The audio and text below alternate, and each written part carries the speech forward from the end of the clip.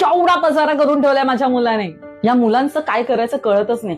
सगळीकडे नुसता पसारा पसारा पसारा. आणि सुट्टीचा दिवस म्हणजे विचारूच नका. एवढा वैताग येतो ना मला की पसारा किती आवरू, मी कसं आवरू, असं प्रत्येक आई म्हणत असते. आता घरात लहान मूल असेल तर पसारा हा असणारच आणि असायलाच हवा. जर तुमचं लहान मूल पसारा करत नसेल तर ती प्रॉब्लेमॅटिक गोष्ट आहे. पण जर तुमचं लहान मूल पसारा करून खेळत असेल, धिंगाणा करत असेल तर ती चांगली गोष्ट आहे. हा, आपल्याला शिस्त लावायची आहे त्या मुलाला की तो पसारा त्याने स्वतः कसा आवरायचा, किंवा सुरुवातीला आपण त्याला थोडी मदत करायची की चल आपण दोघे मिळून पसारा आवरूयात. अस्वच्छता आणि पसारा या दोघांमध्ये खूप मोठा फरक आहे. पालकांना स्वतःलाच असं वाटत असतं की जेव्हा केव्हा लोक माझ्या घरी येतील, हा पसारा बघतील तर ते मला जज करतील की किती अस्वच्छ बाई आहे, किती अस्वच्छ घर आहे यांचं.